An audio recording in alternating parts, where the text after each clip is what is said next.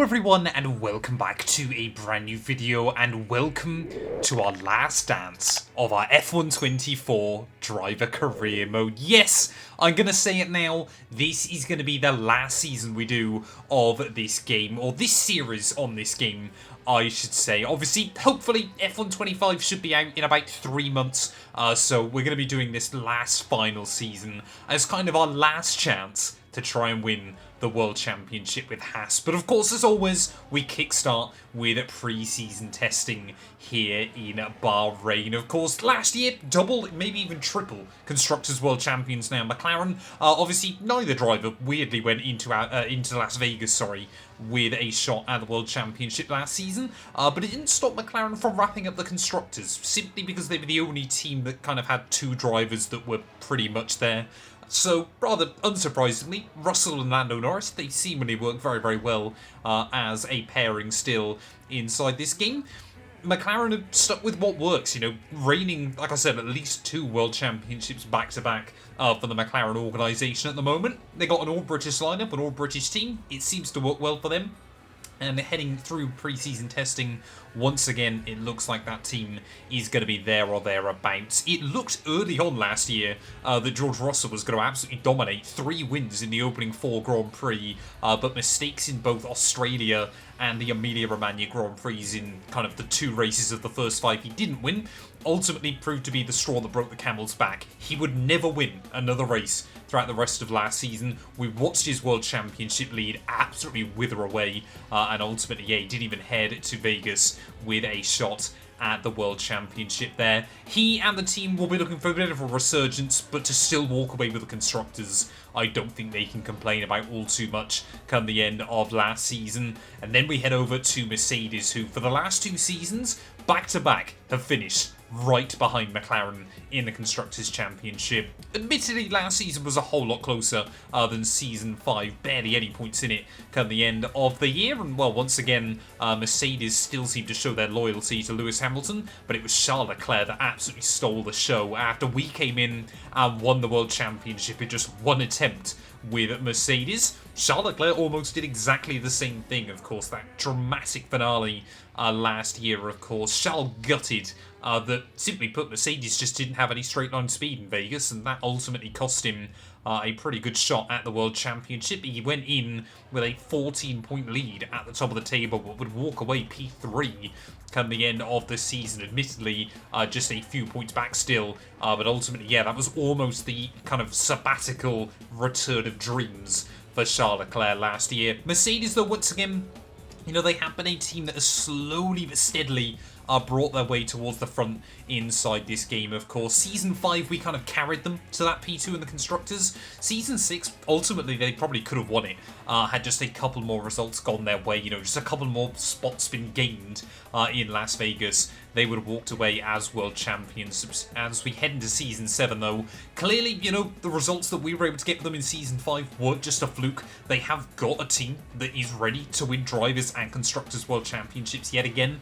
But I just can't help but wonder how much is Lewis Hamilton holding them back late on inside this game. Leclerc, though, will once again obviously be alongside him, so weird that we've got Ferrari's IRL 2025 lineup as Mercedes in-game lineup inside this game, but driver transfers have been a weird thing inside F124. After a couple of disappointing years for Ferrari, Oscar Piastri, I mean, if ever there was going to be a man that could kind of, you know, obviously Kimi Räikkönen, Ferrari's last real world champion, of course, it was basically going to have to be Kimi Räikkönen 2.0 that was going to win this championship as well for the organisation there. Went into Las Vegas 22 points back, but with the win and the fastest lap, Oscar Piastri did the impossible and walked away with the world title, admittedly by just a 1/10 of a second over myself. But if you ever had any doubts about how cool, calm and collected the Australian is, well, those were absolutely quelled come the end of last season. And of course, Enzo Fittipaldi on the other side of the garage.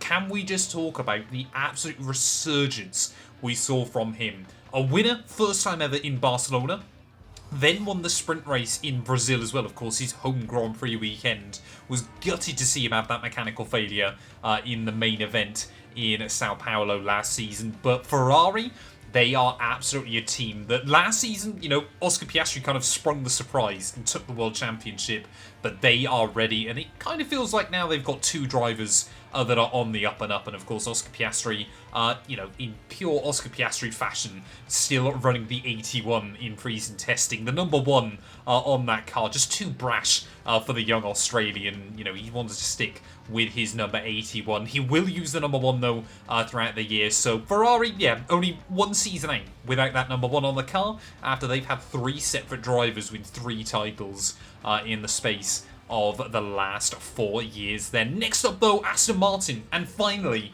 we've got some driver transfers, and it's a big one. Lance Stroll is gone.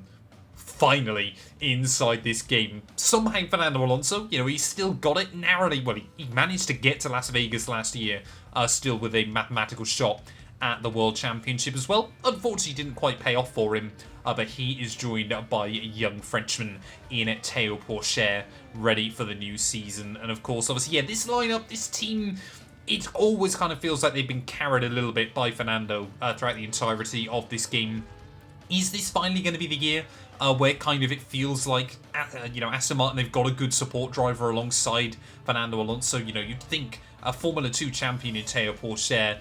In other series I've done on this game, he's done pretty well when he has got to Formula 1 as well. There, admittedly, he normally ends up getting lumbered down at Sauber, which ultimately nobody can do anything with inside this game. Not even me in my new Salvaging Sauber career mode. Of course, a massive thank you to all of you that watched the video over the weekend. But Alonso, how many times have we seen him come close inside this game? And how many times has it just been heartbreak for him? Clearly, there is still fire in his belly, and now, of course, he's got a young junior driver alongside him that hopefully he's going to be able to mould into, at the very least, a good number 2 for the Aston Martin team. It is going to be interesting, though, to see, obviously, Alonso, he always picks up kind of at least one win over the course of a season. That was no different last year. Aston Martin still able to bring, you know, another P1 trophy back to their Silverstone-based, you know, development area within the organisation. But yeah, for everybody, you know, this is the last chance. But Fernando Alonso, so many storylines have followed him, and they've all ended up with heartbreak inside this game. Next up then is, of course, our Haas Formula 1 team. Last season, what can I say? Gutted in Las Vegas. Just, you know, I was so distracted by trying to make sure I didn't miss my braking point in those final couple of corners. I just did not see Oscar Piastri moving over to defend. That little bit of contact, and, you know, a fastest lap here, a last lap battle there. There was 0 points in him. It's the closest World Championship there has ever been in Formula 1. The only time ever that the Drivers' Championship has had to be decided on countback, and, well, gutted for me that we could become the first driver ever to win 3 consecutive World Championships with 3 different teams as well there. Pierre Gasly, I mean, he was alright on some weekends, but ultimately he wasn't quite the number 2 driver I was hoping for. Sadly, yeah, he's sticking with the Haas Formula 1 team as well, so in the same way that Hülkenberg was there far too long, if anything, Haas often do this, both in this game and in real life. They seem to keep drivers for probably longer than I would expect them to. And ultimately, I think it kind of kneecaps them. And yeah, you know, it goes to show everything that obviously Haas were, or Gasly even, was just so far off the pace last year that despite the fact we tied for the Drivers' World Championship, the team we were only able to finish in P5 in the Constructors. But winter testing pace looks good. We've done a pretty good job with the rule changes, so I'm hoping at the very least that we're going to be able to fight for the World Championship once again. Like I said, this is my last goal with F124. This is our last chance to do it inside F124 as well, so I'm hoping finally that we can win the World Championship with Haas Formula 1 team. And next up then is a big one. Red Bull, their kind of journeyman, their absolute star, the one that has guided them through for so long in the sport. He's often spoke about retiring from F1. Max Verstappen has called it a career after only taking 1 win last season and Red Bull dropping to P6 in the Constructors' Championship. You know, the Dutchman was always going to be one that, when he was done with Formula 1, he was done with it. And I can't help but feel that Red Bull are in trouble. It's got to be, I think, the worst possible lineup you could come up with inside this game of just F1 drivers, with maybe the exception of Lance Stroll in the car.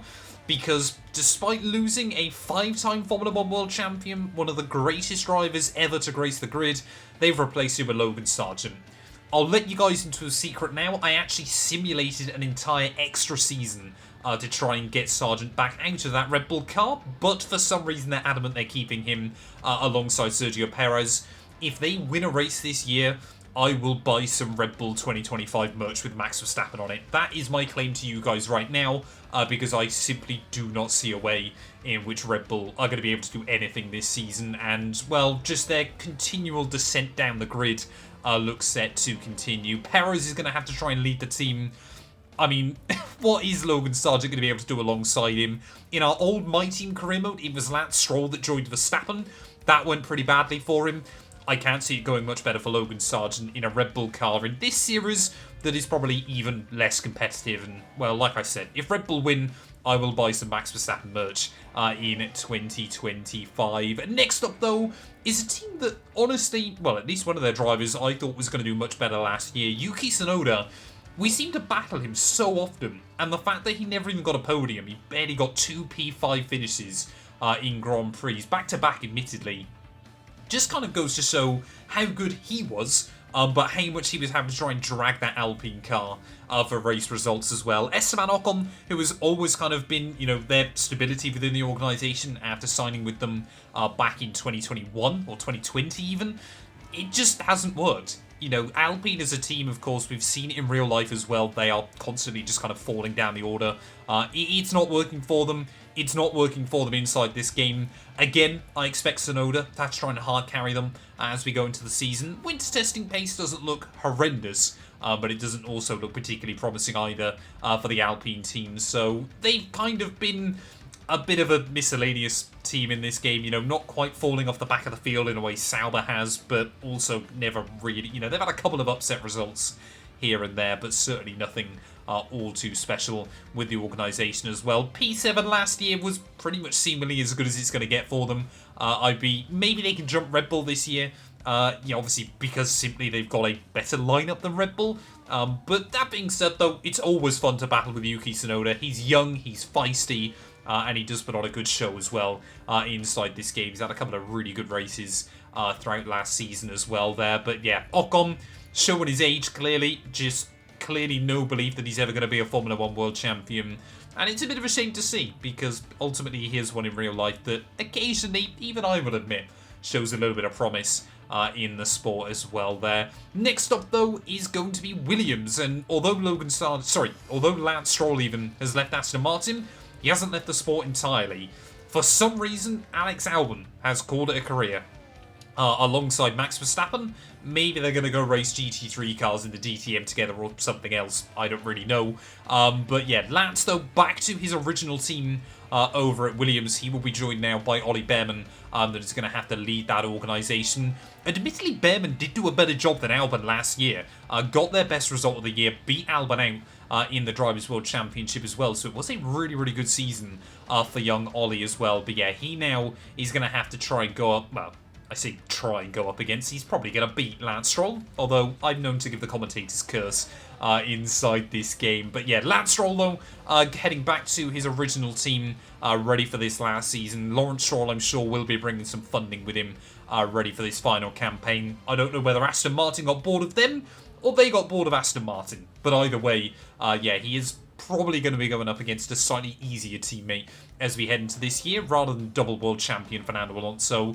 Although Ollie Behrman has admittedly come close to podiums in the past. Williams' pace, though, again, it looks like they've kind of taken a bit of a step forward. So hopefully we're going to see them kind of fighting around some of the lower downforce circuits over the course of the season. Obviously, Vegas was always a good circuit for them. Baku as well, where they've had some really good results. Circuits like Monza and Belgium as well. Hopefully we're going to see them deliver. Maybe even Jeddah early on in the season as well there. But yeah, for them, it seems like a bit of a odd driver lineup. Who is kind of going to take the lead within the organisation? My money's on Behrman. But yeah, we'll have to wait and see as to how things go over the course of the campaign. Penultimate team then is VCARB, and kind of a bit like Red Bull, and it's not quite as extreme a case. They finished 9th last year. They got 9 points on the board. They were still a bit better than Sauber, but a bit worse than Williams. And again, considering this is meant to be a junior team, I've got no idea what's going on. Daniel Ricciardo and Ayumu Iwasa are once again going to be their lineup. Why they brought in Sargent into the A team, I'll say it now. F124, I really hope this is improved for F125, but they absolutely butcher career mode on this game in terms of the driver moves. They don't work. They're so stupid. There's no kind of sensibility within it, and it's kind of why I think I'm one of very few people still kind of doing a normal career mode on this game. I haven't really wanted to kind of delve into mods and things like that because A, EA's anti-cheat is just a pain to work its way around, and B, ultimately, I'm not sure kind of the career mode needs saving as such. But, I do still enjoy it, don't get me wrong. And, those of you that have stuck around with this series as well, it has been massively, massively appreciated. But sometimes I feel like it's worth showcasing and kind of ranting about some of the annoying things with this game, rather than just trying to hide them exclusively as best as I can. And, well, VCARB again, sticking with their lineup whilst Red Bull have got a worse lineup, I'd argue, is just a bit ridiculous. Ricciardo, I think, inside this game is better than Perez. Iwasa, I think, is better than Sargent. So maybe VCARB and Red Bull could be battling this year because both of them seem dead set on trying to shuffle their way right to the rear of the field inside this game. So, again, as you can probably tell, I'm not optimistic for VCARB as we head into this final season. Last but not least, then, is a team that has basically hogged last place and clutched onto it for as long as they can. And again, they haven't changed anything. And again, I don't know why. P10 for Sauber last year. They failed to score points yet again after scoring. I think they've genuinely scored about 2 points in about the last 5 seasons inside this game. Honestly, at this point, I'm wondering just how much Kick is bankrolling them because it just doesn't seem to make sense to me inside this game. Zhou Guanyu, the Chinese money clearly still flowing in alongside Fred Vesti, who obviously was a former Mercedes junior. Again, obviously, I'm running my own Sauber career mode over on our second channel now just to try and do something with their car. They're probably not going to score points. The pace doesn't seem particularly good. Maybe they can spring a surprise result somewhere. I'd love to see it towards the end of this game, but ultimately, I'm not holding out hope, and I don't think you guys should either. If you're a Sauber fan, first of all, why? But second of all, yeah, I wouldn't be putting any money on them as we head into this final season of F124. And, it would be cool if they brought in different drivers and things like that. Maybe bring in a Ferrari Junior or something like that. But no, that doesn't seem to be the case. They're sticking with what they've got. It's not working. I don't think it's ever going to work. And again, a bit like VCARB and your Red Bulls, I expect them, obviously, again, to be right at the rear of the field. I think they will probably be a little bit off the pace, but maybe if they can fight with VCARB, I'd love to just see Sauber not finish last in one Constructors' Championship between now and the end of F124. But there we are then. All of our lineups ready for the final season of this game. Like I said, this is our last dance. This is going to be our last championship. I ummed and ahed about maybe doing 2 16-race seasons, but I decided to go back to the original 24-race calendar inside F124. So we're going to be starting out in Bahrain before we head to Jeddah and Australia. Obviously, the back-to-back sprint weekends of, obviously, after the Japanese Grand Prix in Shanghai and Miami, before then we go back through the European leg of the year. Portugal, not on this calendar.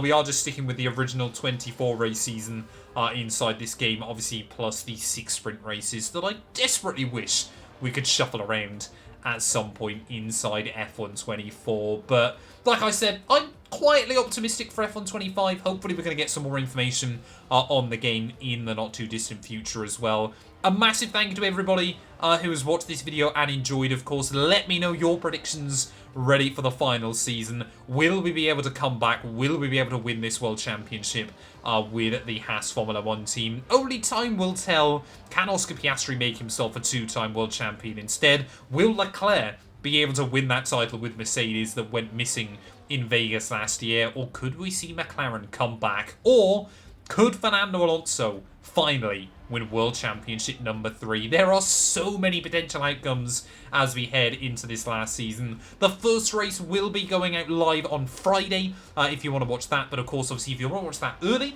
you can click the join button and now £1 a month guarantee you early access to all of the videos on the channel as well. So yeah, massive thank you to everybody that has already done so. You know, the support has been brilliant and really does help us out as YouTube becomes a more and more unpredictable place as well there. But yeah, thank you all, like I said, so much for watching. Let me know your predictions down in the comments below, and we'll be back ready in Bahrain for the last season of F1 24 career mode.